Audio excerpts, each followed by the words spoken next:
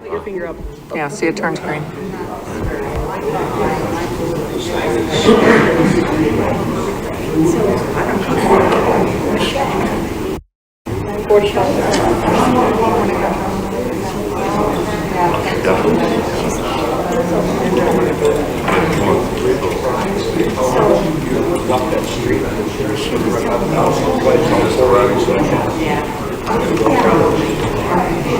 Right section. Yeah, but I figured that was the way it's so developed going around that Anderson.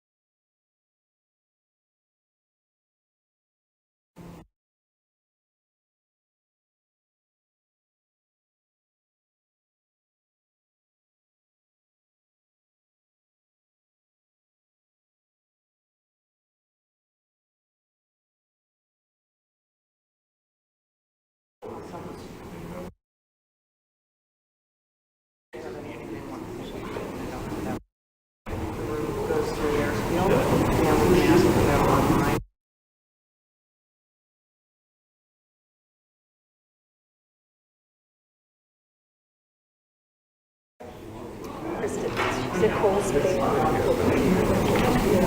And it does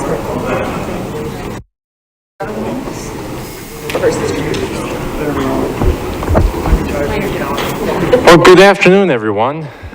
My name is Steve Matoski. I'm the Mojave County Public Works Director, and welcome.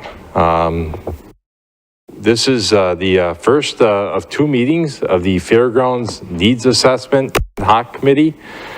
We have kindly opened this up to the public as well, and I know there are some committee members joining us online as well. The Board of Supervisors at their May 16th meeting charged staff with organizing an ad hoc committee for the purposes of performing a needs assessment and an acreage assessment. Just those two items, needs assessment and acreage assessment. Notice I didn't bring up siting because the needs assessment, the types of uses and the amenities of those uses, plus the acreage assessment will largely factor into any particular site selection. So we've had the great pleasure with the assistance of our Board of Supervisors in tapping into a a very distinguished and experienced ad hoc committee, some of which are joining us online, and those persons will have an opportunity to introduce themselves when we do the introductions here in a minute. But again, I just want to welcome you all. I'm joined here by my colleagues, Barbara Spoonhauer, the Assistant County Manager, as well as Kristen Zimmerman, the Parks Administrator. And with that, I'll turn it over to Barbara to open up the meeting. Thank you, Steve. We want to do real quick for you guys to do self-introductions, so you sort of get to know each other, and then participants that are online, you'll be able to unmute yourselves, introduce, and then remute yourself. So we'll start in the room, and we'll start to my right. Thank you. Jim Wilkins, Mojave Valley. Brian Devicenzi, Kingman. Hal Barton, Kingman. Larry Toon, Forest Bullhead City. Thank you. And then online, can I start with Anthony?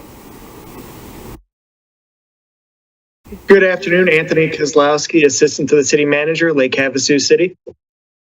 Thank you. Mary Ann? Good afternoon. This is Marianne, Assistant to Travis Lingenfelter, District 1. Thank you. Travis? Good afternoon, everyone. Travis Pruitt, Assistant to the City Manager, City of Bullhead City. Thank you. And again, thank you for taking your time this afternoon. I'm sure more people will join online and probably be coming in a little bit. Just to reemphasize what Steve said, we are here to talk about the services to be provided at the fairgrounds, not the location. So we want to give everyone a chance to talk about the events that they currently work, at the fairgrounds, what you're looking for in the future fairgrounds, and then we'll be able to take that information back.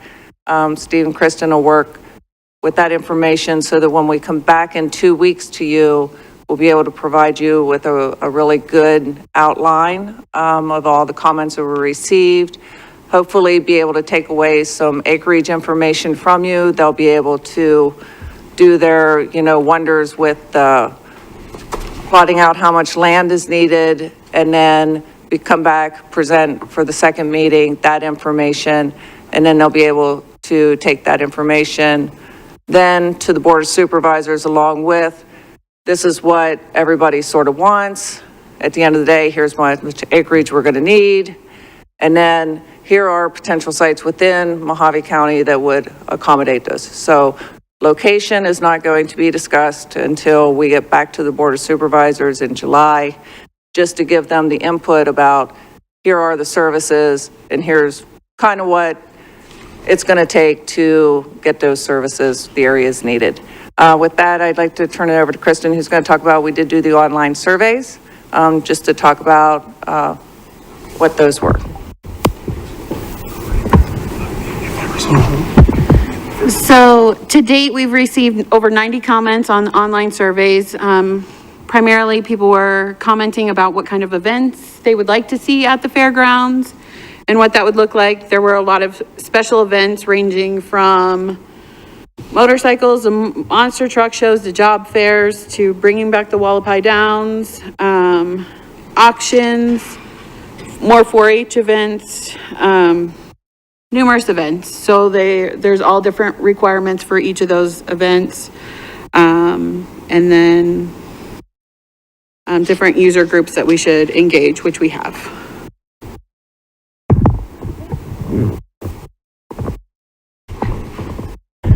I'll just share this. Okay, so that'll move us into, we want to talk to you guys, get your feedback, and talk about, sort of characterize your information regarding, so we broke it down into 4 different categories to talk about: fairgrounds complex, lodging and recreation, motorsports, and then amenities. So we really want you to talk, since we have a smaller group, We can give you probably 10, 15 minutes a piece to talk, and then we can go online and get their feedback, and then have a group discussion over that, if that sounds good with everybody. I think it's going to be a feel-out process. Yes, it will be a feel-out process. So Brian, since you spoke up first, we will start with you. Okay, you'd like me to start by talking about a fairgrounds complex. Yes. Okay, one of the first things I'm going to point out, because just to give a little bit of information to everybody, I've been pursuing a motorsports facility for 22 years in this town. And when I say this town, I mean 100 miles in every direction. So I have a lot of the baseline information of stuff we need to look at putting a facility in. First and foremost is your ingress egress. Where do people get in and out of this property? Where do you store the number of people? How many times have you gone over around a facility putting a special event on and tried to get around the traffic? So number one issue we got to address. Numerous positions or numerous pieces of property I've pursued ended up involving ADOT. In that discussion, ADOT will tell you the studies they have to do for the ingress, egress, for the storage, for the radius, for everything that it takes to get people onto your property. And they want to do that as quickly as possible. It's something the fairgrounds will need to consider wherever it's located. Then once you're on the property, my biggest point that I'm going to bring out that I think is an adamant point, I don't care where the facility is. I said it in the meeting, I think 2 weeks ago right here, I think we need to be concerned about water. The one deficit that our fairgrounds has right now, and I'm speaking from a person who has put events on there, is the water. And I'm talking about water truck water. Water to keep the dust down. If we go to a new facility with a new fairgrounds, obviously we expect it to have more facilities. We expect it to have more amenities, more things to do. Every one of those that are on dirt are going to require somebody putting water on the ground to keep the dust down. The fairgrounds right now takes 30 minutes to fill a water truck. The last sand drags that I did at the fairgrounds, I had 3 water trucks there trying to stay up on the watering process. One was watering at all times, one was driving back to get filled, and one was being filled.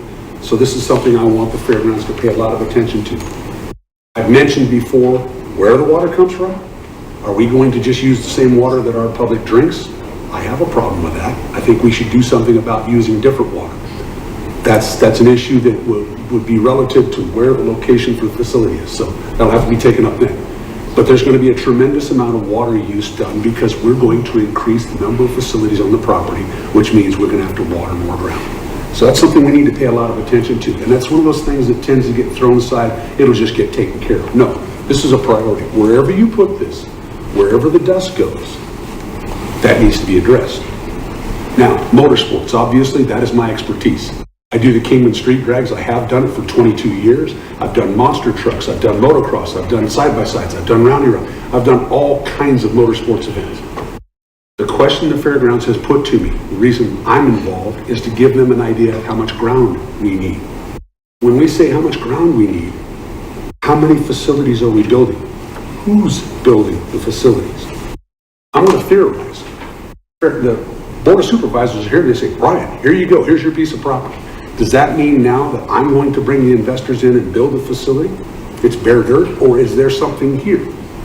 When you talk about facilities being built on this fairgrounds, and we're all going to talk in different directions. There's going to be equestrian, there's going to be motorsports, there's going to be building facilities. All of this comes back to the same thing. Everybody needs some of the same amenities: restrooms, parking, and grandstands. Everybody needs those. Are we going to put all the money in this facility, the permanent grandstands, at every different individual facility?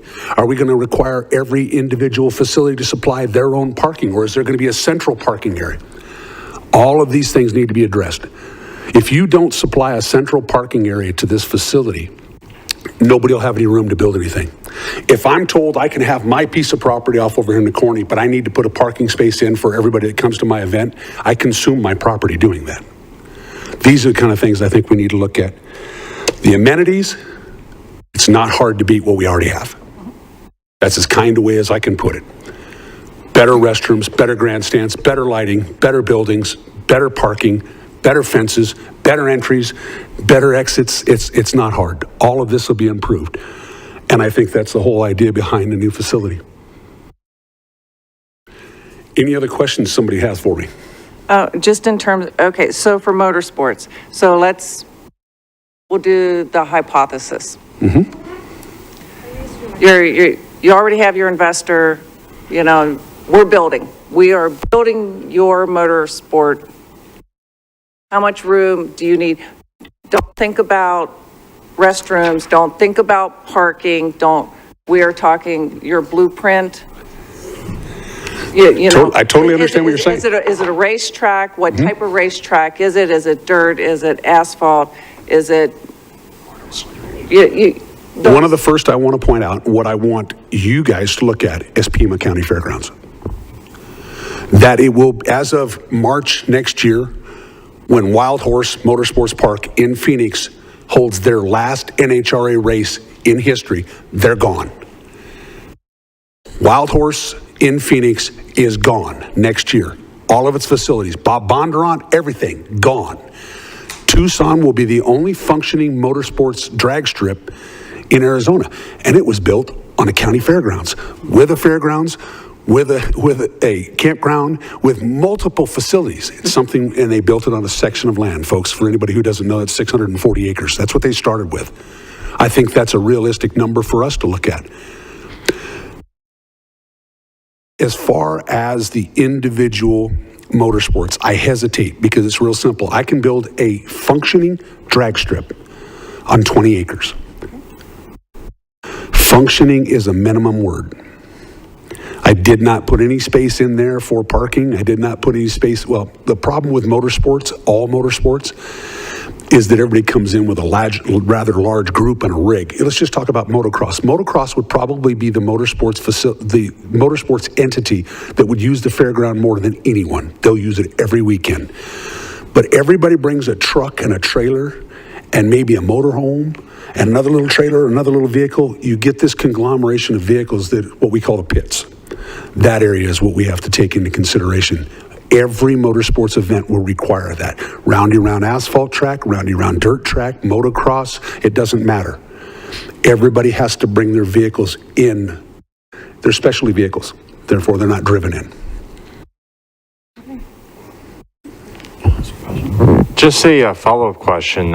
Is there logic in trying to consider a multi-use type motorsports complex, such as, let's just envision your point, very well taken, on grandstands serving multiple purposes. So a grandstand in front of, say, a quarter-mile drag strip, and then just beyond that, an oval, maybe a minimum of a half-mile oval, something minimum for stock car racing. Then inside the infield of the racetrack, you have your motocross.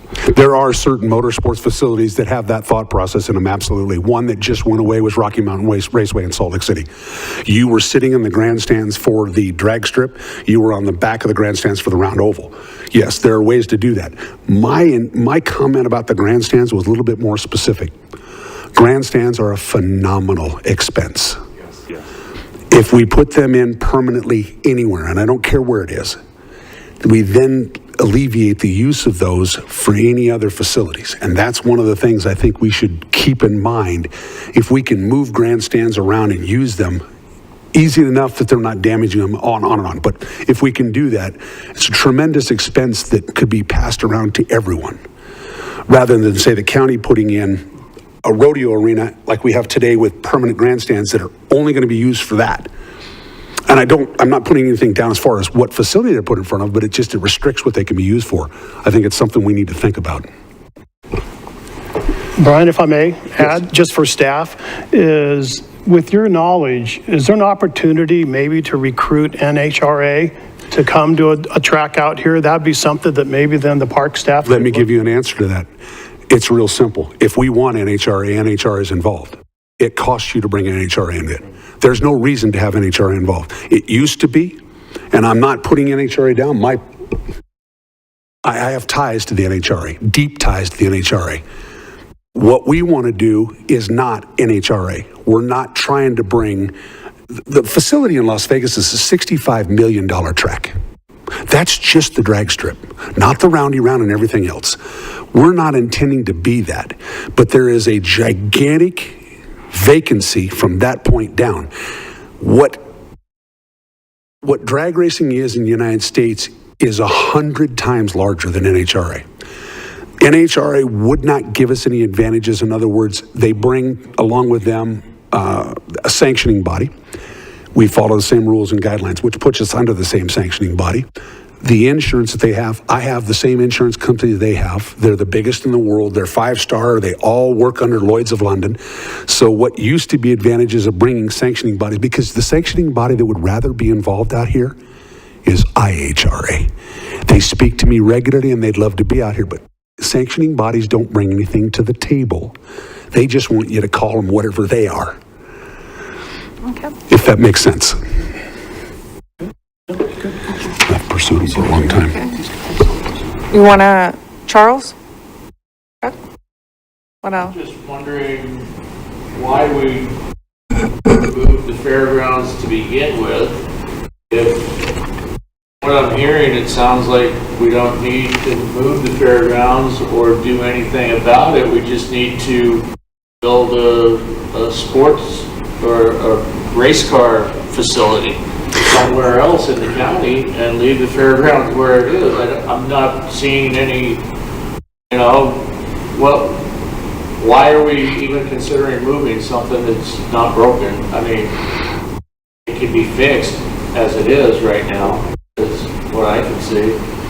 Do you want? If I'm getting this, we're talking about all of this because the city of Kingman is putting in ordinances that I guess Brian and maybe some other people, what other ordinances or why are we moving it? That's the question I have.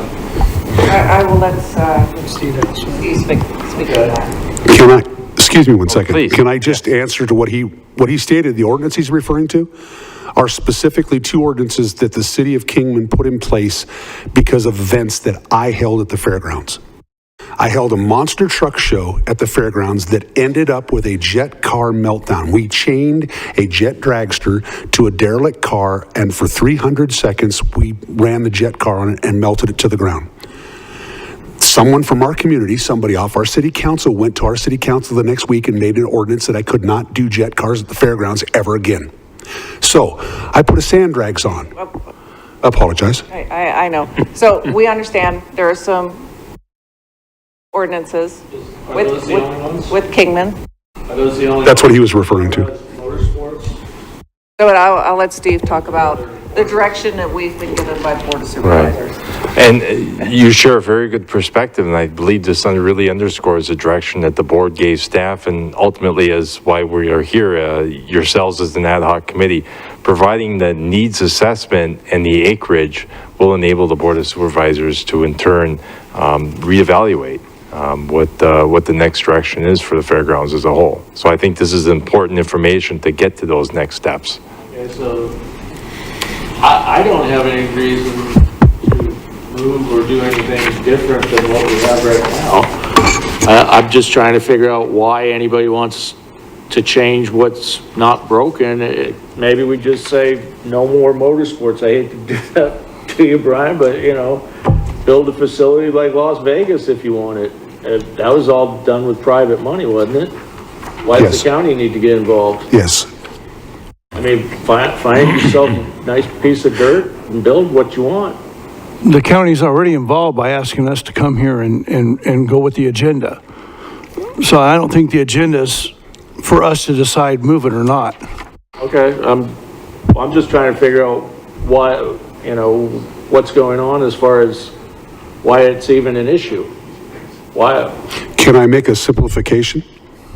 You're asking a dozen different entities to function in 60 acres, where it would probably take 600 acres for those dozen different entities to actually live together. That's the difference. Irregardless of where it is. Okay. I'm talking just size of dirt. Right now, the 60 acres that the fairgrounds is on is not enough to hold the number of entities that want to be part of it. It's that simple. As I go down this list and I look at some of these items, we've got BMX events, circle track, dirt racing, drag racing, figure 8 racing, horse racing, monster truck shows, motocross, motorcycle events, mud mania races, racetrack for cars, racing, and truck pulls. And I see all those as outdoor events that could probably use the same piece of dirt. To a degree. To a degree. At the same point in time, when you talk about grants, if you're talking about relocating and making a new facility, then when you talk about grandstands, put them on railroad tracks, make them so that they can move up and down, so that they can move from this facility to an indoor facility where there's going to be a circus to outdoors where there's going to be a concert. You know, Absolutely. It's easy to do. You see gymnasiums all the time. They pull them in, they pull them out. Not quite that, extent, but it's feasible to do it. So you've only had one set of grandstands, and then, of course, then you're going to come against, they want 2 events on one day. Yes. But that's also going to depend upon your parking. A lot of the events are an indoor type event with the facility that you already own and possess. Gun shows and home and garden shows and a horse show and job fairs and livestock events. Those can almost all be held in the current facility. So when I look at this, you got an indoor facility and an outdoor facility. So, I mean, I don't know the acreage required for a figure eight. I don't know the acreage required for a monster truck jump, mud mania races, pig races. That should be interesting. So I don't know the acreage required, but I guarantee you, whatever it is, you won't have enough because somebody will want more. And as far as an inside building, how big do you want to build that? Do you want to build it as big as the ones that you have or all those encompassing? Do you also want to make it a sporting event that schools can use for basketball tournaments, or football tournaments or soccer tournaments? That's not on here anywhere, but I guarantee you the schools are thinking about it. Mm-hmm. Why would the schools need anything? We gave them a $32 million building to do anything they want with over in Bullhead City. We're not talking Bullhead City. We're talking the county, right? I mean, it's just wherever they're going to have to go is what I'm getting at. Right, but they're talking about building a fairgrounds all-encompassing. So, I mean, somebody said concerts on here. Well, you can have concerts in the Anderson Fieldhouse, you can have concerts in Laughlin, you can have concerts at the tribal facility in Fort Mojave, and they're getting ready to build an arena of some kind at Gary Keith Park in Bullhead City. So do we need to have an outdoor band event 40 miles away? If you lived in LA or Phoenix, you would drive that far to go to anything of this nature. Right. So maybe we don't need to duplicate what's in Bullhead City or what's in Lake Havasu City. But then that defeats the purpose of a one all-encompassing fairground. That's why I'm asking, why do we? That's not on our agenda to ask. Okay. Makes some sense, but. Can I add something to that? Good answer. Go ahead. Can I add something? Sure. We have 3 high schools and a college in this town. All 4 do not have adequate graduation facilities. Right. That has to be addressed. That just opens the door for what is missing for us as far as a professional facility. Yes, the field house down there is fantastic. Yes, 2 weeks ago, I was there with a company that helped put on a Quiet Riot concert. It was fantastic. Went over wonderful. But it is 40 miles away, and this community isn't there to support it. When our scholastic infrastructure has to go and use out-of-town facilities for graduation, that's a shame. To me, that's a shame. We're doing something wrong. Do we need a Anderson sports facility? I'm not sure it's that. I come from a very small town in Utah, Richfield, Utah, 8,000 people, and they have a multifunctional sports facility. They have a mini arena. Fortunately, it's a satellite to one of the colleges in Utah, and that's what helped build it. I see it being exactly what we need, where there can be business meetings in it, there can be graduations in it, there can be concerts in it, there can be any kind of convention you want, a religious convention. anything that a facility like that could use. We don't have anything of any size to hold a large wedding in this town. You can't do it. You can't have a conference. You're exactly right. There's no room for that. This is a larger facility than most everything in this town. Yes. It's So, embarrassing. I'm just amazed you went to a Quiet Riot concert. so Charles, to answer your question, we're taking in the comments. This will all be built into what we take back to the board. Again, the determination is how much acreage do we need? You know, maybe we do end up determining the current fairgrounds has the capacity for it, then that would be what we take back to the Board of Supervisors for them to make a determination. Okay. Or if there's not enough. But we do want your feedback and we do want your comments, and it's a, you know, a viable comment of, well, if you have a facility here, well, why don't you just like do subsection A, you know, B over here that has the other sports type things. I mean, So, it's not, They're valid comments, and we do want to hear called the those. motorsports facility, it's called the Fairgrounds. It's for holding fairs and, like he was talking about, the home and garden shows and stuff like that. What I'm hearing over here seems to be talking about like Kingman as this city. Well, this is Mojave County. It has to, everybody's going to have to drive from all the way at Colorado City, all the way through Vegas to get to whatever. 40 miles over to Anderson Fieldhouse isn't anything as far as I can see.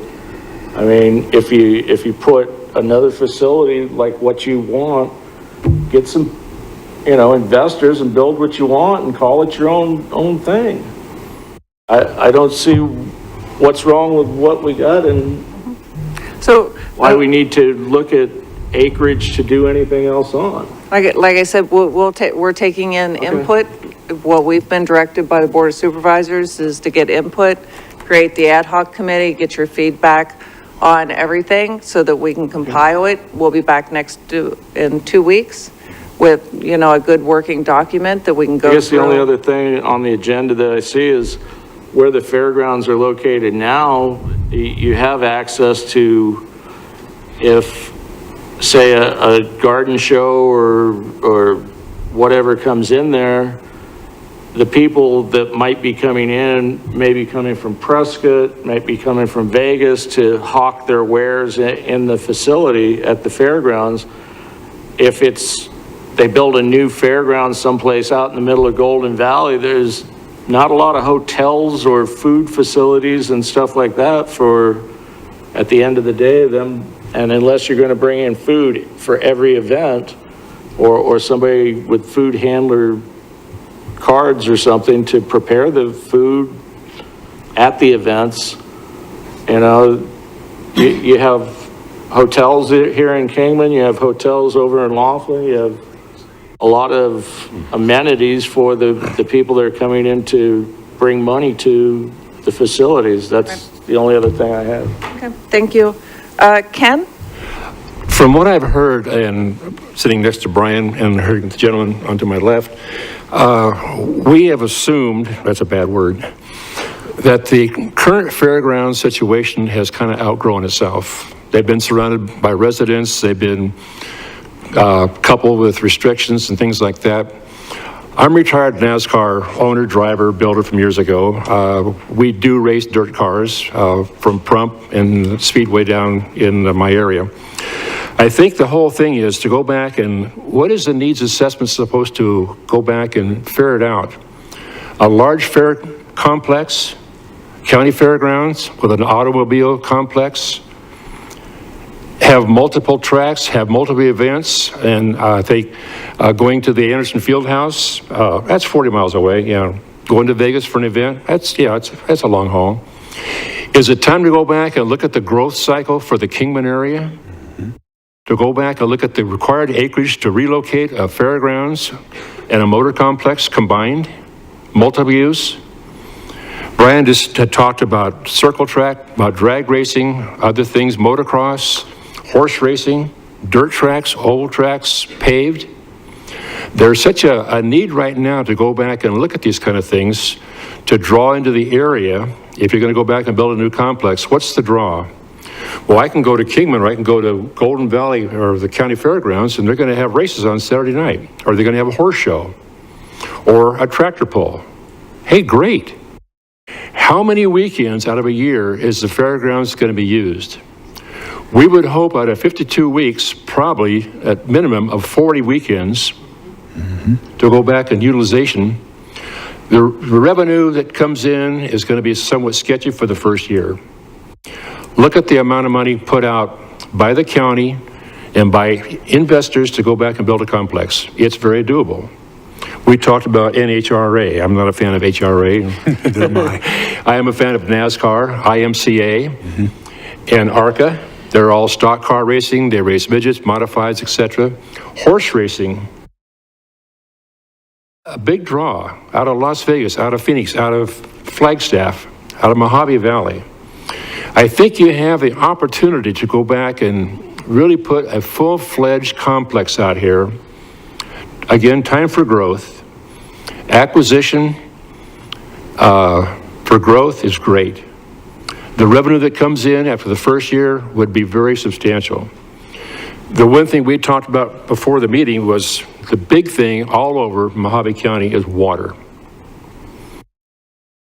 The recycling plants can go back and furnish you with a large amount of water, not potable, to be used for these events, to go back and make the place green, to go back and have water trucks for the dirt tracks or whatever.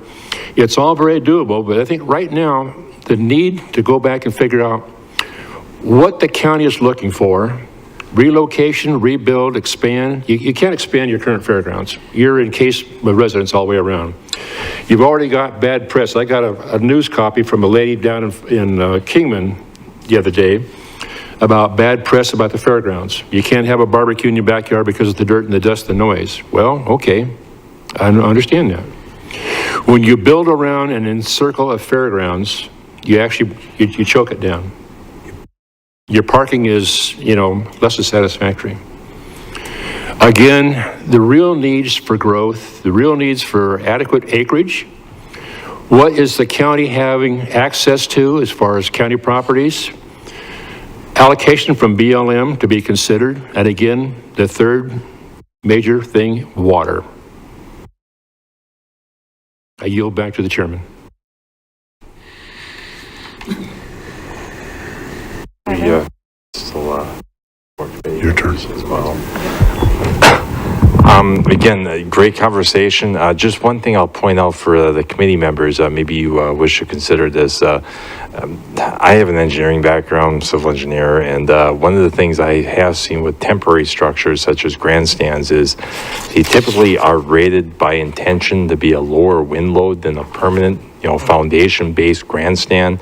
And the only thing to keep in mind with exterior applications would be we may fall a little under the susceptibility of certain high wind events causing the early cancellation or mid-event cancellation of an event first because of the wind load potentially rising to a certain level where a permanent grandstand, that's not going to be an issue. So I know that a lot of discussion has been steering a little bit more on the multi-use venue or a full-fledged complex, and so that would lend to the permanent grandstand. But I just want to point that out for the committee members with regard to the differences between temporary and permanent grandstands in an exterior use. If you're familiar with the Kingman Street regs, I use a 450-seat trailer that comes in. I know of 9 other units in Arizona of those same kind. They're $80,000 portable units, and they are accordion style. You pull in, they expand out, they're done. They collapse back in and leave. In other words, my point being, those could be moved around the property. Right. And they're completely functioning structure. I understand. You're exactly right. When it comes to grandstands, it's critical. Hal?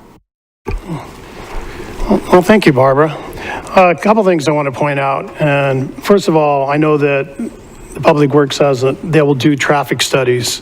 One of the questions I heard, Steve, was ingress, egress.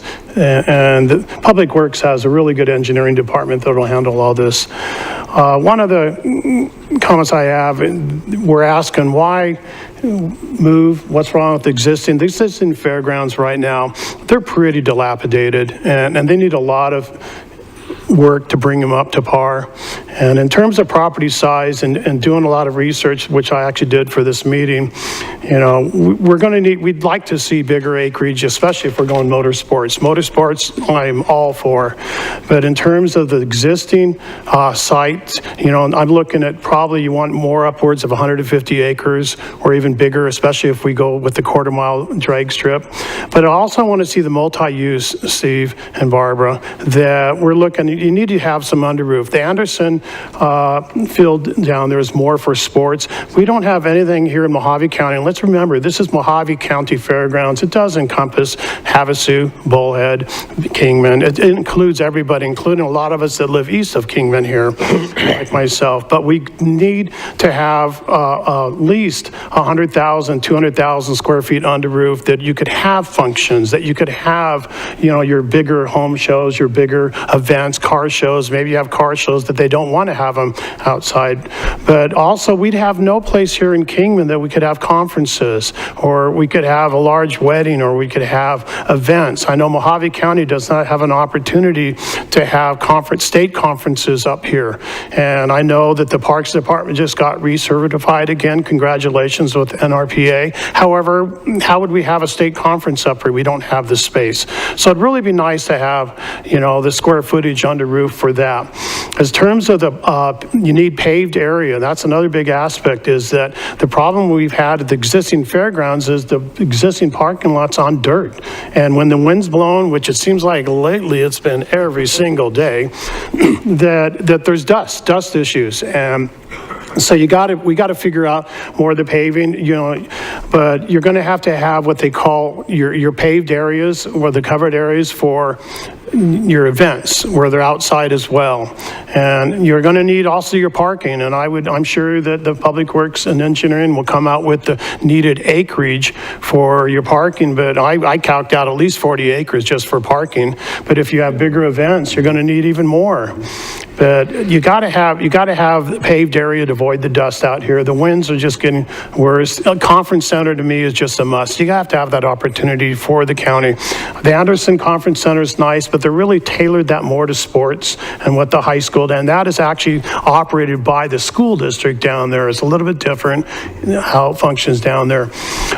You can have also even portable structures that would be for your conferences. I would recommend looking at the Norseman structures. They're covered structures that you can have open up the ends, so you'd have just a roof over it, open it up. I also encourage it'd be nice to have an amphitheater here. I know you just heard you went to Quiet Ride. Boy, you're bringing back memories of that one. But it'd be nice to be able to have where we could have concerts, an event center here. And he wore bell bottoms. And wow, we're bringing, I don't, but we want it because the fairgrounds needs to be multitask. It needs to be for everybody and from all age groups. We need to have for all ages, and that's the big thing. And I love the idea of the dirt track for the dirt motorsports. Excellent. Motocross, excellent. BMX. And BMX, the BMX track that we have right now that actually the Parks Department issues the permit. It's a very, very well run facility up there. And the number of kids that are using it is growing annually. And I am stunned by the number of kids that are using the Bullhead Park down there, even when it's 100+ degrees, they're still utilizing it. Excellent, excellent, because you get the kids out and they really do enjoy it. I want this is look in lodging facilities. We got to look at, you know, a way that if you have a 3-day event that's going to attract people from out of the area, they'll pull up with their RVs, say they have a car show club, but they want to be able to camp on site, have that opportunity for them. And even if it's not an RV site, but even campgrounds where people could even pitch tents, because a lot of the events, if you have, you know, a concert, quite right, but say it's a rock festival of 70s people that you go for 3 days, well, maybe there's a lot of people that just soon stay on site and not have to worry about getting lodging. And I would also like to see the horse stables. I'd like to see the 4-H, which is really important on here, and also incorporate on it even horseback trails, you know, where you can have the rodeos, but also have people that can offer horse riding around. You know, as terms of expansion, I'm not sure what the board's direction is Steve, Barbara, and And Steve, I don't know if they're going to stay with existing fairgrounds or not. I know that's up for discussion. But, you know, if we are going to move on or something, you know, future hotel lodgings, look into that.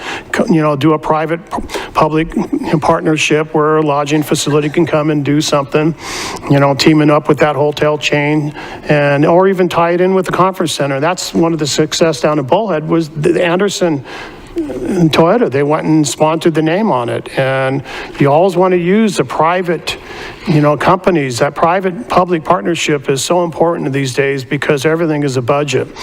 And I think what also super important to note here is that these fairgrounds now, especially Mojave County Parks, is not taxpayer funded. It's an enterprise fund. They do not get taxpayer money. They are completely dependent on the revenues that they generate from their use of the park facilities, Davis Camp, Wallapai Mountain Park, and hence the fairgrounds now is part of that. And so the fairgrounds are not going to be coming out of taxpayers. This is something that the Parks Department is utilizing their expertise to bring in revenues that would afford that. And so we got to just remember that idea for that we're looking at. The motorsports out here is huge. I actually agree with the comments to my two members here. You know, I really think they need to coordinate with the Route 66, the events they have. Absolutely, it's super great. I love the drag races. I know people that have moved out here specifically because of the car sports. Of course, the dirt track races, something to be really awesome. I love the monster trucks. I took my grandson to it. Great idea. You know, tractor pulls, demolition derbies. I mean, got to have that. I love the car shows, off-road expo. I know Coconino County has an off-road expo. I'm trying to think of the name. Yeah. Brian, you may know that it's huge and it's amazing to go to that. But there's no reason why Mojave County could not have one of those. BMX, please stay with the BMX. It's so important to engage the kids today. And we just need to stay with the opportunity for the youth to come to these events. And I know that we're not going to really get into the annual fair, which is fine. But in terms of the sizes, Steve, I think really the sizes are going to depend upon what the uses and the ideas that we come up with. Because the more events we try to go, whether it be a drag strip or a racetrack, it's going to require bigger sizes. Or if we're going to stay with existing fairgrounds, which is 76 acres in size, you know, they're going to be more limited, but then have maybe a multi-track outside of town as well as maintain the existing. We just don't know the board's direction on that, and that's up to them. You know, in terms of, I think there's a lot of other things with regards to the hotels. I think that you have to, here again, I've stressed this again, private-public partnership. Even if we have events or if we even have lodging facilities team up with the Sky Bridge. I know it's the tribe, Wallapai tribe, but, you know, we're always looking at tours of the Grand Canyon because the whole thing is to offer a multi-thing. I would love to see this fairgrounds have activities every weekend as well as maybe during the weekdays. Because you want it to be used, because when that tells me that you got opportunities for the people to come out and enjoy this great county that we live in. You know, as terms of the number of uses, I really like this list. You got a lot here. I don't know I know it's down further on the list, Barbara, for the ideas. I have additional ideas I can throw at you for that one as well. But it's a good opportunity, and, you know, thank you for having us to be able to come out and give our insights. If you look at the Anderson Fieldhouse for just a moment and the multiple uses that it has that are all indoors, it's enormous. I wanted to use it in July for an event. It's not available in July. It's used all by the schools. They use it the whole month, and that's only 2 high schools. You build something of that nature, which Hildy probably won't let you, but if you build something of that nature, size-wise, your school is going to want to use it. And if it's not theirs, they're going to want to borrow it or rent it. The Anderson Automotive Group paid $450,000 for their name on that building for 5 years. That's a chunk of change. There's all kinds of signage inside the building that they're also paying on a monthly basis. If you look at that building for just a moment, you can put almost all these indoor events in there, you know, 4-H, American Ninja Warriors competition, okay. Auctions, beauty pageants, circus, craft shows, farmer's market, if you want it inside, gun shows, gymnastics. So, I mean, all these things that you want to do indoors on this list could be done in that size facility. Can that size facility be built on the existing fairgrounds? I don't know. No. I'm not an engineer. Steve is. Or do you have to look to another place? You know, it does have conference rooms upstairs that are also utilized on an ongoing basis. Someone mentioned high school graduations. If you build something of that nature, they'll all want to use it. And if it's a county, building, for example, I wanted to use the upstairs room at the Anderson Fieldhouse in July. It was going to cost me $600 for one night. And that was a discount. Not because I'm a nice guy. But when you look at these things and you also look at the revenue, you have to measure it. I don't know what Larry Topping paid for the Fieldhouse for the Quiet Riot concert. I heard it was a success. They held a bunch of booths and whatnot out in the parking lot for 3 days. And then he used our community park, and then he also had an event over at the Aquarius. You know, if you're in Las Vegas and you're playing in a soccer tournament, baseball tournament, you can play in Henderson one day, you can play in Summerlin the next day, you can play on the Strip the next day. Done it. And you've driven 40 miles each day. Mm-hmm. So, when you look at the hotel rooms in Laughlin, and even now we have a Holiday Inn in Bullhead City, you've got Hampton Inn in Havasu, you got Hampton Inn in Needles. So, I mean, it's not like 40 minutes or 40 miles is this terrible thing. We look at it because between these three cities, there's nothing but desert, But yet you go to Las Vegas and you got to drive 40 miles on side streets. It takes a lot longer than it does in Mojave County. So I'm not really sure that hotels is an issue for this, no matter if we build something new or you take the existing and fix it, mow it all over, start all over, build a bigger building instead of 3 or 4 buildings. I don't know that all the motocross events, there's enough space there, but at the same point in time, you already own that piece of property. And, to pave the parking lot, if you're going to move it to Golden Valley, you're going to pave the parking lot there, or you're going to pave it in Kingman. You're going to build buildings in Golden Valley, or you're going to build buildings on a piece of land you already own. So I look at this whole list of what's indoors and what's outdoors. And if I think of the field house and the size of it, all these indoor events would fit in there with ample space. If you look at the tribal facility in Fort Mojave, it is dirt. Okay, if you look at where the Cardinals play, their field comes outside and gets watered, and then it goes back in for the games. When it's outside, they have a dirt facility. Mm-hmm. Now, we might not have the kind of money they do, but how encompassing do you want this building to be? Do you want the high school sports to be able to play there when it's snowing here in Kingman? Do you want to be able to have dirt, grass, and then maybe not real grass, maybe like we have at the field house, but then they have the floor in the field house that covers the whole floor. So I'm not saying clone the field house, but I'm saying it sets a good example for maybe what we're talking about. As far as an outdoor arena for concerts, where do you have those? We have one in Laughlin, and I don't know that we need to build another one. Those are my thoughts. One thing I'd like to add real quick, Brian, the president of the Kingsman's not here.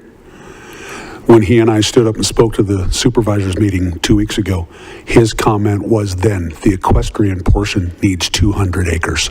Wow, okay. That shows you the existing fairgrounds is way out of line right now.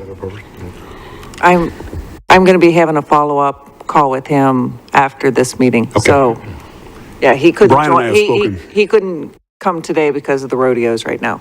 Right. Mr. Tunforce, your comments are very well taken, and I'm just a facilitator, so I just want to put this out for the committee for reaction. The Anderson Fieldhouse is approximately 126,000 square feet. It was constructed in 2019, pre-pandemic, at a cost of $32 million, funded by taxpayer bond. Does expense all of a sudden weigh on the needs assessment and maybe how we get to the end result? So I'll just put that out to the committee. And that's why I said, you know, Hildy would not be in favor of it, because there's a lot of people in Bullhead City that were not in favor of the field house. But it passed and they built it. They don't charge the school district for their events, but they do show that time and what that time would have been paid for had somebody rented it. Mm-hmm. But that's not a hard income to the district. But when they rent out those meeting rooms for 600, 500, 700, whatever, that's cash in their pocket. During the pandemic, Ed Catafamo, who runs that, did pretty good, considering there was a pandemic and a lot of people didn't want to go out and people didn't want to go places. I think this year he's going to show a win for that field house. He's going to show income. Mm-hmm. They're talking about doing gun shows at the field house, which I don't know that they legally can, because I think there's a state law that says you can't have guns on a school campus. But that's not for me to concern myself with. But, you know, when you look at this long list that you have here, again, almost everything on this list that's for an indoor could be held in the Anderson Fieldhouse. So, do you need to build something that big in Kingman? I don't know.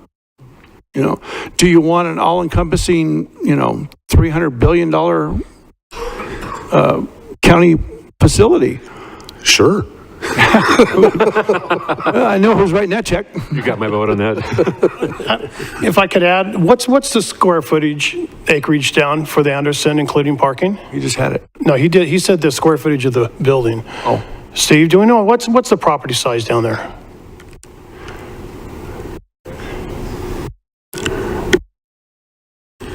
Because that will give us an idea of what we're looking at. I can just tell asked. you. Right. I can tell you specifically, though, Anderson and the AV, neither one can do anything motorsports at all. The AV simply because they did not put air evacuation system in adequate for it. Yeah. And Anderson was not built for that, so. Right. And that's why I say maybe you want a dirt, and then you bring in grass and you bring in a floor. The facility that the Kingsmen were talking about was a very large roofed area, not walls, not siding. It was designed outdoor roofed shaded area. Right. Very large. Yes. So Steve will look that up. So 15 acres. it's 15 acres. 15 acres. 15? Okay. Sylvia with the City of Kingman's joined us, so would you like to say something? Yep, I just wanted to make sure this was on number one.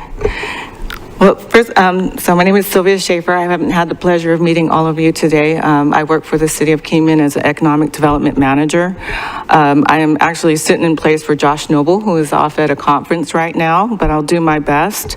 I did work for the county prior to the city, so I do have the best of both worlds. So I'm glad to be able to sit here. Thank you for inviting me.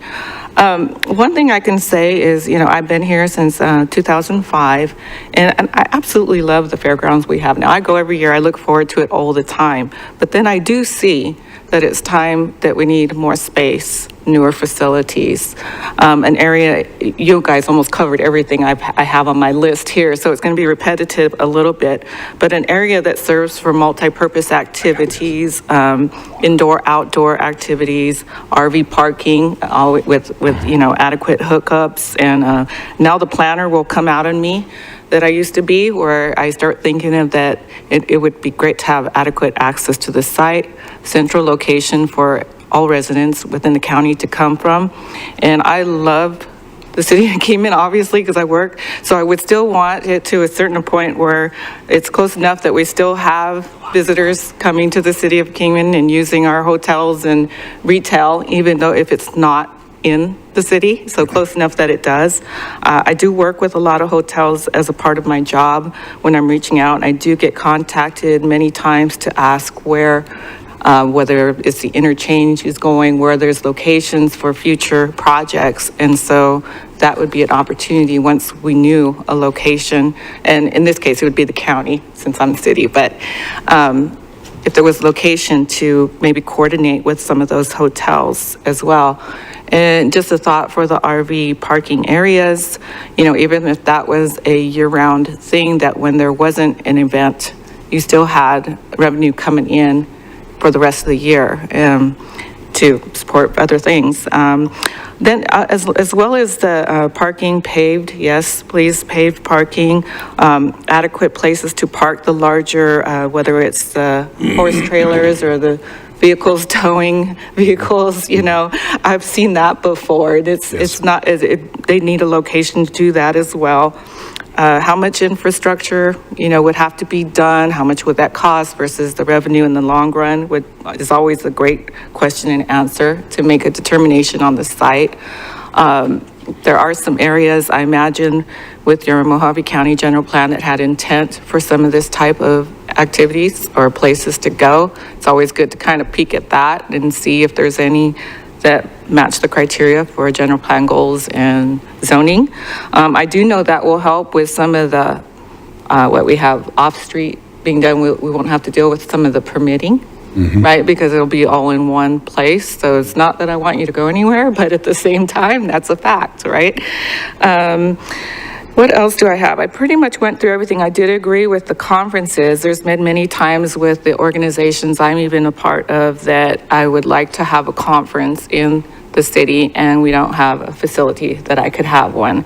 So, and I've been to other smaller rural cities and towns and they managed to have one. So they think we're overdue for a facility because there would be more organizations probably planning their state conferences or whether it's wrestling tournaments with the kids, you know, so that would be like a nice indoor center that can be changed for these type of tournaments. So yeah, I've had to travel a lot too for those as well. Let's see, I think that's pretty much adequate lighting, signage. Of course, I have to mention signs as a planner. It would be great to have, wherever the location is, signage to the site so that it is able to advertise what's coming, or even if it's a downtime, maybe just other ads for the area. You know, just, it doesn't have to be an ad, maybe just a notice of what we have here in the area as well. So that would be a good thought. That's pretty much everything I had on my little list here. But thank you again for having me. I appreciate the time. I did have one question, I believe. Was there a study done on comparable type facilities that maybe I didn't know about, that you were just kind of seeing what, you know, what is typically required in other comparable facilities that you'd like to have? Great question on the comparable facilities. No, we did not really go as far as staff in the past do a comparable facility scan. There was a report in 2016. Actually, Mr. Barton was central to that report in reanalyzing a new vision and redevelopment of the existing fairgrounds. That was pretty much the extent of it. I do want to make just one observation. You made a very good point with regard to lodging. We didn't touch on that in any great extent. Parks does have extensive experience in developing RV parks, which commonly RV would be a common amenity of a fairgrounds to some extent.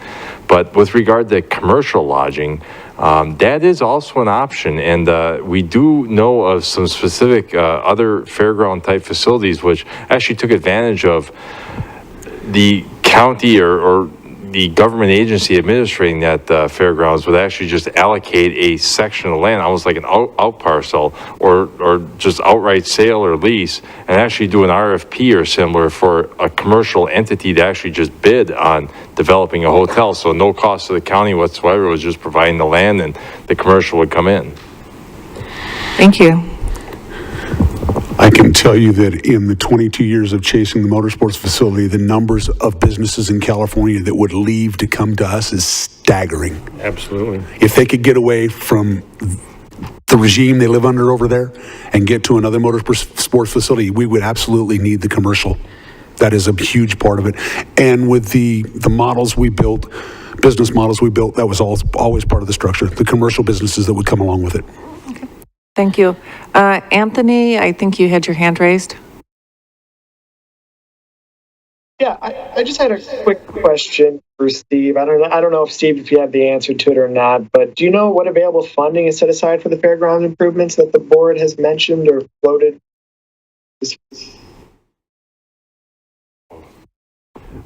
Good question. Currently, the board has not given any direction with regard to a source of funding for the future fairgrounds or even a budget identified. Okay, because that would be great to know. I think all of these ideas are fantastic, but until we kind of have an idea of what that number is, I don't know if we can identify what type of facilities we can build based off of not having that number.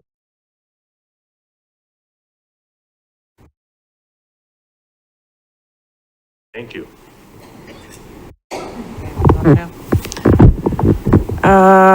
Travis, do you have anything?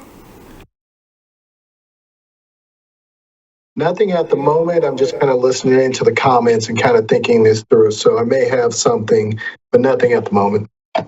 Okay, thank you. Marianne, do you have anything? No, I don't at this moment. This is a great conversation, great place to start, a lot of great ideas and input. So I think the next meeting maybe, but this meeting, like you said, was to, get some input on lodging and the amenities and the motorsports, and the people that's been giving their input have had a lot of experience. So it's great to hear it. But I do know with all of the different events that want to take place, and like the previous person had said, as far as the money that's going to be able to be spent, that's going to be something to have to be considered as well. But at this point, that's all I have. Thank you. Anyone comments?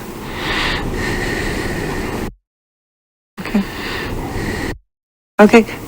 Yes. I have a question. How many weeks or weekends are currently being used at the fairgrounds? We are booked about 95% of the time. 95% of weekends are booked Good. with some sort of event or another.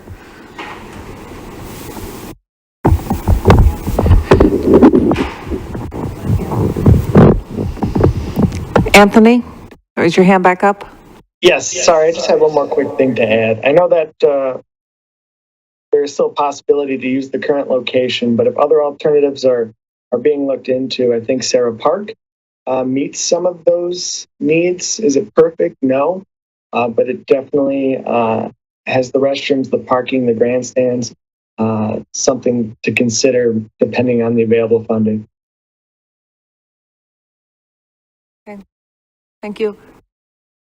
Any other comments? Do we want to do general comments from the committee members? We're ahead of schedule. Good job. Does anybody have any idea of what is available through the county property holdings in various areas here in the area as far as acreage? That goes back to that question they don't want us asking. Well, we have done an exhaustive search in the context of proximity to an interstate highway or a major transportation corridor. Staff did present to the Board of Supervisors on May 16th a recommended site just off of Shinneram Drive. That's exit 44 on the I-40.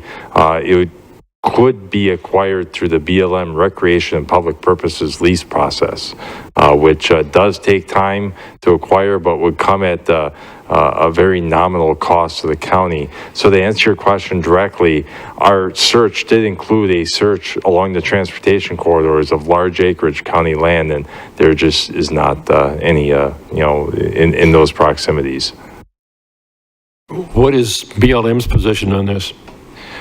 We reached out in advance of making recommendation to the board, and as per the BLM Kingman office field manager, Amanda Dotson, the lands adjacent to Shinneramp Drive are available.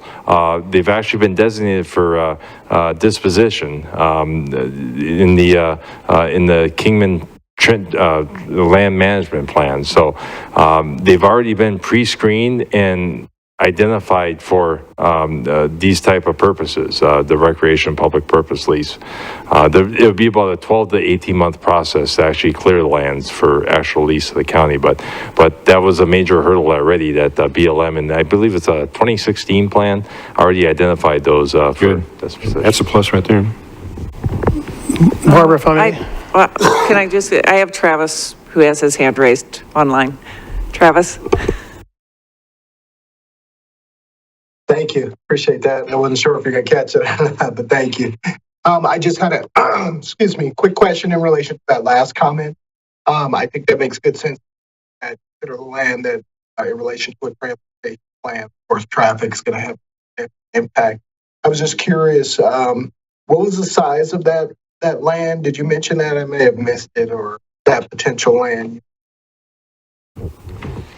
Yes, the question was with regard to the size of the land. It is actually 3 different parcels, one 160 acres, another 110 acres, and another 106 acres. So that comes up to 376.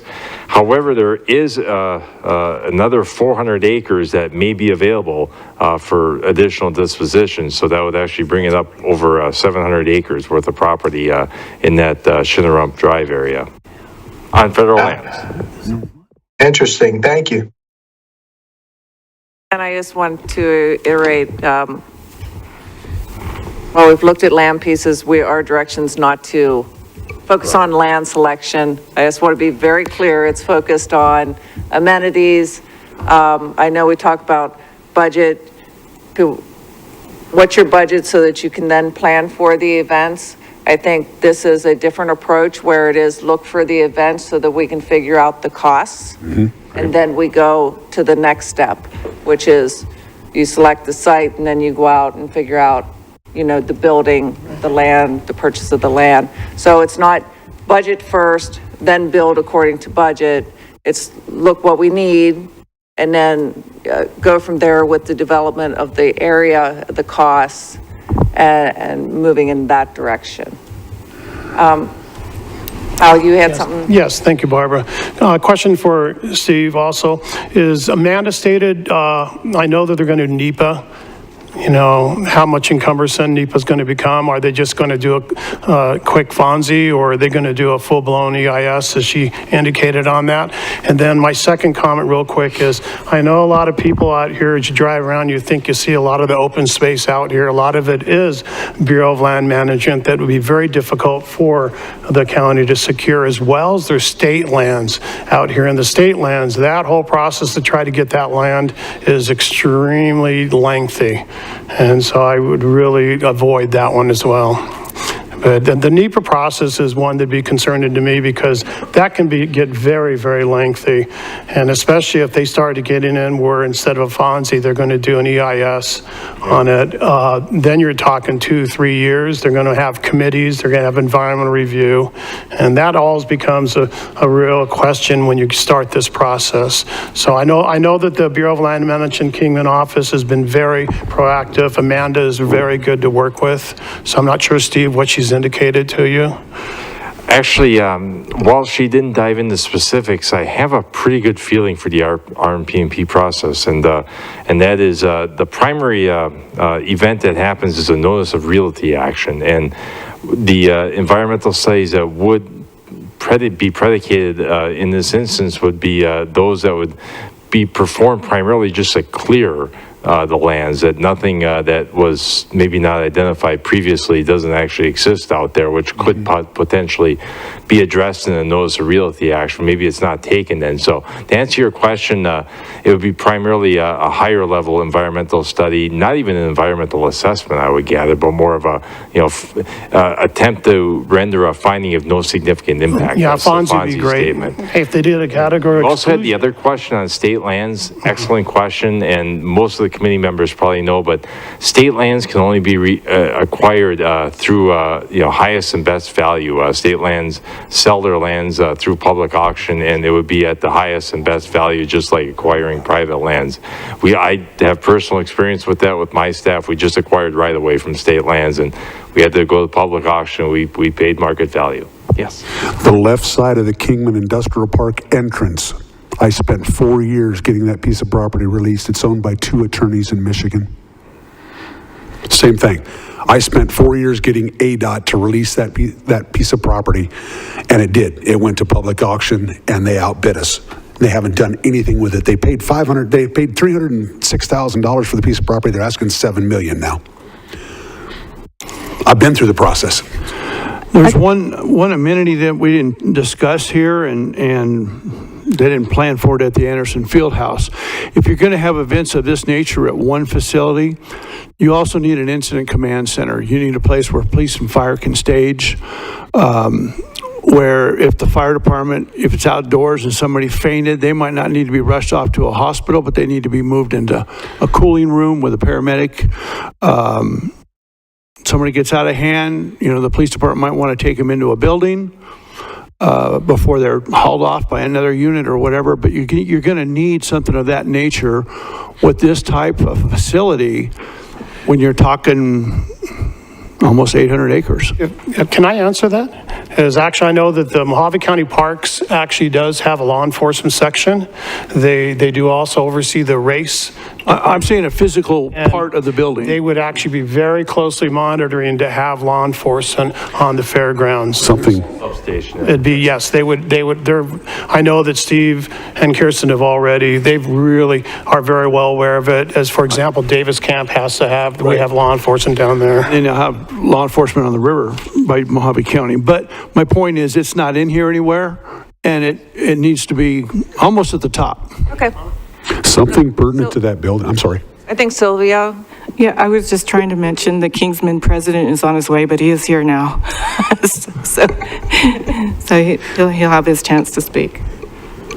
One of the things pertinent to that building also, and I spoke with Larry when he put the Quiet Riot concert on, if that building was not built adjacent to a shopping center, there's not enough parking. Right. The shopping center that's across the street from it supplies it with overflow parking. So again, that's why I brought that up as one of the things we need to pay attention to. Any kind of a size of an event, they exceed the parking that they're capable of holding.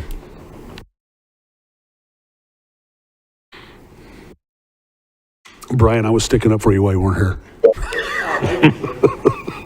okay, Brian, now that you're here. Yes. So we've sort of just been going over the agenda in terms of fairground complex, lodging, recreation, motorsports amenities needed, what people want to see at the fairgrounds, not talking about the location. Right. So that we can determine what is, what size is needed. Right. And so we have motorsports, we've had NASCAR, our committee members have all pitched in. So now rodeo. Yes. If you'd like to talk about what's needed at the rodeo as far as the size, outside of parking lots and restrooms that we know we need. Turn it on. Yeah. Okay. Yeah, my name is Brian DeMaria. I'm the president of the Kingsmans for the rodeo. The facility, we need, to get more different events into Kingman. We really need two outside arenas, have a nice indoor arena with a nice pin that leads into the arena, looking at, like I was telling Kristen, to look at the one in Queen Creek, to have a facility like that where we can have indoor stuff going on and outdoor events going on at the same time. And trying to do that, we can even get, you know, like the Grand Canyon Professional Rodeo. They used to do it, they used to have their finals down there at the Avi. They don't have it down there no more. Barrett wants to bring it to Kingman. As long as we get an indoor arena, they'll bring the finals to Kingman. But that's the big issue, is a lot of the events, everybody wants an indoor arena because of the heat and everything else going on. But we can bring in all different kinds of equestrian events to the fairgrounds if we had more outdoor arenas, washing racks for the horses, stalls, all that stuff for the animals.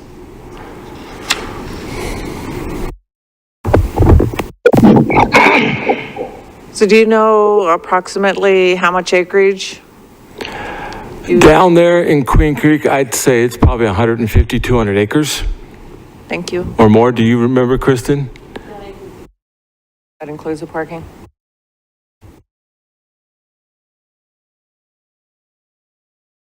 But that's without the parking too. Exactly. You gotta have the parking, because if you're having two different things going on, like the drag racing and all the other events, at the same time we're having equestrian, we want to have a big parking area. We don't have no issues. Yes, we understand the parking. Yeah. We've covered parking. Do you know what parking was for the fair this last year? 35,000 cars. And I tell you, I helped. I volunteered for part of that. Reason I say that is because the whole main parking area was full by noon. We had to start bringing them in off of Harrison. And again, it just, the amount of area needed.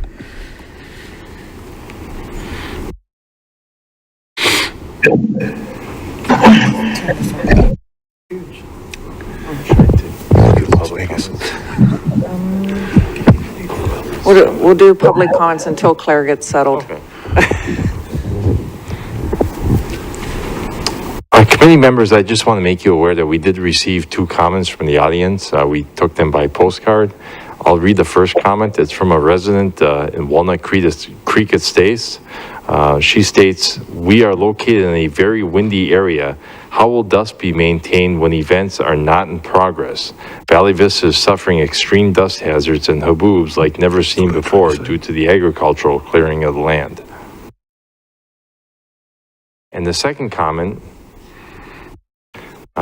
shares, first, the Needs Assessment Review Committee has too many issues, too many concerns to decide by June 21st, 2022. That's our next meeting. She kindly asks, what are the names of the committee members? So maybe we can go one more time around across the committee. And then there was a comment with regard to why we are talking about location. Staff had answered the question from the committee with regard to whether or not we had any county land or what has been looked at. And I did share my response and just sharing what staff reported to the board at the May 16th meeting. But again, as Barbara had alluded to, and we shared from the top, that this group is considering with staff the needs assessment and the acreage, and that location will be reconsidered at a future time. So just sharing what was presented to the board on May 16th, but nothing more, nothing less. Thank you, Steve. We had Claire has joined us. She does the Cancer Care Fair. Welcome. We've been giving each of the members the opportunity to speak about their events and what their needs are for the fairgrounds. So if you'd like to share what you need for your events, how you think your events are going to grow. You know, we always need to take into the fact that we anticipate growth, not being stagnant. So. Right. Is this on? Okay. I apologize for being here late. I couldn't get here in time. I apologize. For 45 years, the Kingman Cancer Care Unit has held our annual Arts and Craft Fair at the fairgrounds, and it's our major fund, revenue generator. And a few years ago, when Tim was in charge, he waived the fee for us for 2 years. And this year, the cost is $3,000 for the weekend. It's $500 per room, and we have 2 days. And Scott Preston has donated $3,000 for that purpose, just for us, for that weekend. And I just, we're very selfish. We really want to have it at the fairgrounds, but we would certainly love to see improvements. Last year, we actually provided our own toilet paper. We went to the restrooms all day, every day, and, it was only Saturday and Sunday, but we did, because the year before, there was, ran out, and so those are the things, and I think a facelift for the fairgrounds would be really inside, would be a wonderful thing, it really would be. We've had great care, they've taken very good care of us in our, efforts, and, we would certainly love to see more paving. I think everybody wants more paving of the fairway. Obviously, you can't pave that parking lot. It would be extensively ridiculous to pave it, money-wise. But, we have thousands of people who go through the fairgrounds at our craft fair. And I think we have probably about 120 vendors. They're not inside, but they're outside also. So, maybe expanding that a little bit would be helpful to us. But I think if the fairway is where people actually go outside and eat, we have food trucks there, and they provide, people don't want to be, then they just sit on the dirt. We've kind of become adjusted to this. We've become accustomed to it. This is the way it is, but it doesn't have to stay that way. And I do think looking futuristically is a very sensible thing too. But, I'm hearing Anderson, I got here late, but I didn't want to make a fuss, and I was listening. But I think Anderson Fieldhouse for the Cancer Care Unit, you only take care of people who are in Kingman. Those are our patients who we provide help for financially. So, for us to have to move, that would be a real great difficulty for us. But really, 45 years we've been doing this here. Are the buildings of adequate size now? We would love to have more room, because many people don't want their event, they don't want to display their things outside. A couple of years ago, things just on Sunday morning just blew down and people left. The vendors left because there was so much wind. But if there was more room on the inside, that would make things, people very, very happy, just more room. But even to spruce it up inside, just to make it look more presentable, appearance-wise. I know that's just a facelift, basically. We have, as I said, over 120 vendors, and people they start back in January. Are you going to have it next year? We want to provide, we want to be there. We want to sell stuff. And interestingly enough, the high school golf team, academy golf team, and the robotics club on Friday afternoon, when our vendors show up, they all help them bring in all of their items. They help them. Sunday, they're there at 3:00 to help these people. Some of them are elderly and they're alone. They help them take it out. These people want to come here to our fair, because, we're helping them. We're gracious, we're welcoming. We have great rapport with all the vendors. So, it's just, it might be a selfish thing, but to have it just looking nicer and maybe enlarged, even another whatever building, but we're happy to stay here. We're very, very happy to stay at the fairgrounds. So does anybody have any questions?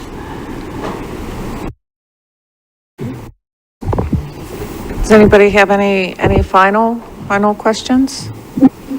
Charles? This is Kathy. Can you hear me? Can you hear me? Kathy Tackett Hicks. Okay. You guys can hear me. I think one of the things we should think about is creating a fairgrounds that's actually welcoming to vendors and the people that are on site. And if we were able to supply some sort of a county presence there full time, maybe it's a little satellite office for parks, a satellite office for economic development. We had a really nice front feature that people could go to and vendors could go to get permits. I was involved in the Ed Fest for 8 or 9 years in the 4-H programs that are out there. And there's really no place to go when you show up at the fairgrounds. There is that little, mobile home out there, but a vendor comes in and needs permits. And if they had access to getting everything as sort of a one-stop shop for that facility, that would be nice. Most of the groups that use that are smaller. So you might want to consider maybe a main building, your large building, and some smaller buildings to house many of the smaller groups that want to use. I do think we should look at revenue generating programs and office areas. And if you base an economic development team out there as well, people that come into the county are going to come in and see what we have, and that's going to trigger them for events and just the knowledge that we have something on site.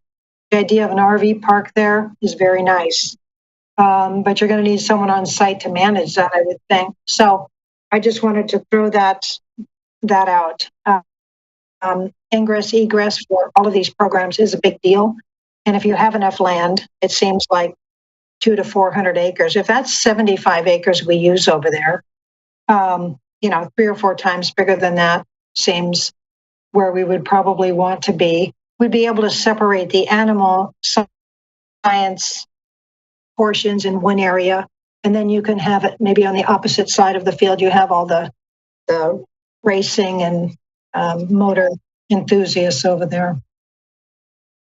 That's all I wanted to say. Thank you.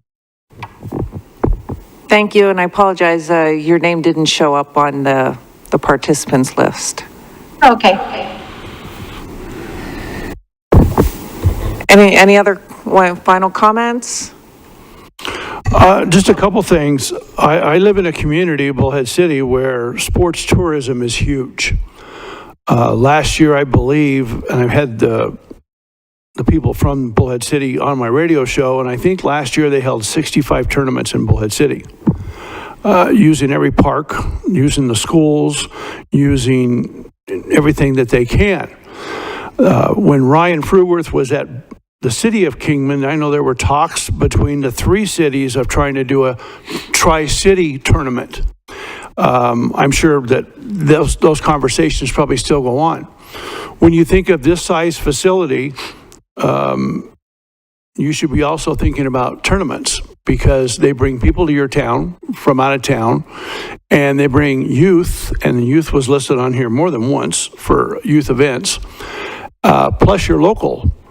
The other thing is, I think you all know that the college is getting ready to enter into soccer, and they're going to need a place to play, and they're going to end up having tournaments.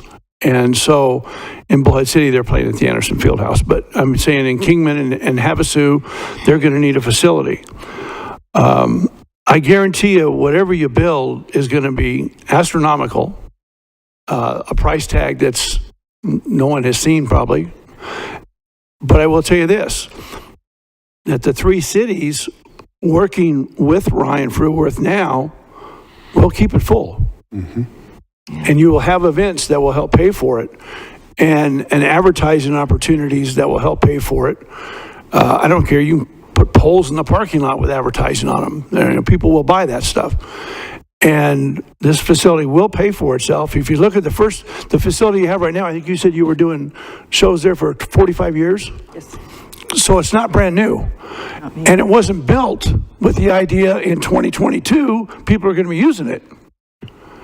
If you build this facility for 40, 45 years, it needs to be built to last 40, 45 years. And I do think that dust is a major problem, no matter where you're at. If you stay here or even move to Golden Valley, and you can only control that with water, and these gentlemen have brought up the lack of water more than once. So I don't know what the solution to that is. Thank you. Claire, you... Yes. A couple years ago, there was an incident where a person at the craft fair went down. And, I just heard someone mention an incident area, where for police or whatever. But the Fairgrounds doesn't even have an automatic external defibrillator. I checked with the board a couple years ago. I checked with the fire department. It would have to be purchased. I know that they're not a fortune, but when you look at the number of crowd of people who go through there, anybody at any time, and we didn't have an ambulance on site for the whole time we were there. This person went down and she was fine, but I thought we need to have, that one of those devices in that building, and everyone should know where it is. So that's just May I suggest, your comment is so on point, especially with a new facility. We see it all the time at stadiums, arenas, et cetera, just a first aid station. a dedicated first aid station, so you actually have the, EMT, place for EMTs to respond or even be stationed at for big events. I think Kristen wanted to. So, Kristen did want to let you know that we have addressed that. Oh, good. And we do have one on site. Oh, good, good. Thank you. Yeah. We have any other comments? If not, Sylvia? General comment. So Vice President Tim Curry of the Kingsmen came today also to support the Kingsmen and their efforts with the rodeo and any comments that, they may have for the new facilities. So far, it sounds like they needed larger size with one thing, right? And that would attract more. Yeah, bring more people, more events. To the area. And Tim, was there anything additional that you can think of besides that we spoke about for rodeo grounds in general? And we're not talking about any specific location, but in any location besides size. Just everything's being touched on as far as size goes. There you go. Yeah. Everything's being touched on. I mean, he did well with what he's saying. You got to build for the future. We do need more facility as far as equestrian and livestock. So it's just a matter of where we wind up and what can be done. Okay. Well, thank you.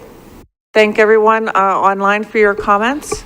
We will take all of this information, put it all together, schedule our next meeting, which is June 22nd, or 21st, sorry.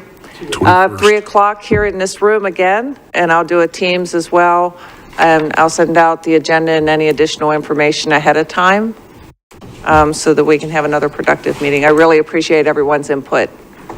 Thank you. Thank you. Thank you. Thank you, ma'am.